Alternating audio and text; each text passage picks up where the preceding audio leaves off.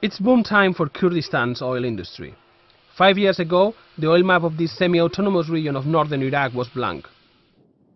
Now, foreign oil companies are flocking into the region, finding new oil fields and bringing hopes that Kurdistan could, in the future, become a big oil producer on its own. This is not an ecological disaster. Here, in the Kurdistan region of northern Iraq, oil flows out of the ground naturally. The region is producing about 150,000 barrels a day, but the government wants to increase that to 1 million barrels a day in 5 years' time.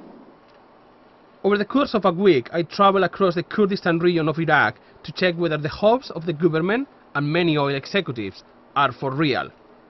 The development of the Kurdistan oil industry comes at a time of rising tensions in the Middle East, which is boosting oil prices above $110 a barrel. Optimists hope the region could soon reach the 1 million barrels a day target, pumping more oil than OPEC members such as Ecuador and Qatar. But pessimists say that the complicated relationship between Erbil, the capital of the region, and Baghdad will hamper the development. I traveled to Erbil to see what the reality is.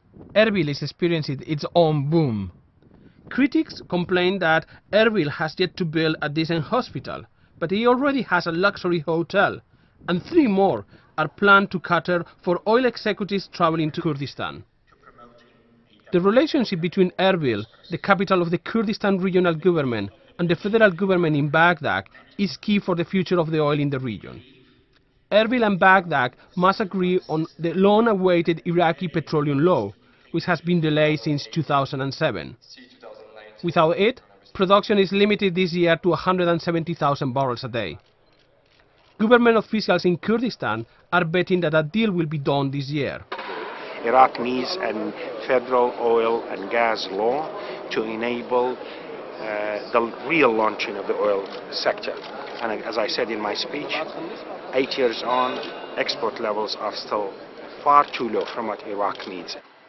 One game changer could be the arrival of ExxonMobil, the first supermajor in the region, which recently signed an exploration contract. Tony Hayward, the former chief executive of BP and now an investor in the region's oil industry, is keeping tabs on the situation.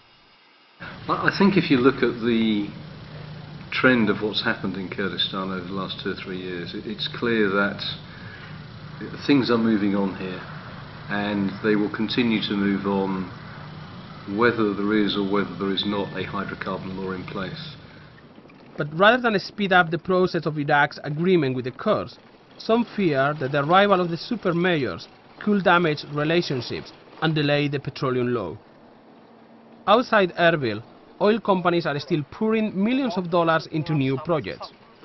I traveled farther north, near the border with Turkey and Syria, to visit one of the pioneering investments by DNO, a company that arrived in Kurdistan more than 5 years ago. After good initial progress, companies such as DNO are discovering now that northern Iraq is rich on oil, but its geology is far more complex than in the south. Because of this locked circulation we've got, it's got very expensive. You know, I mean, other places it depends on the formation. You can't say that. You could go in a different part of Kurdistan and find different formation and it would be nice and smooth. Here we could say we were unlucky enough to have a lot of lost circulation, so it's made it expensive and difficult to control. DNO and rival companies such as General Energy have until now overcome all the difficulties since they arrived in the region in 2004. If they are able to navigate the political obstacles, the promises of the oil of Kurdistan could become a reality. Javier Blas, Financial Times, Kurdistan.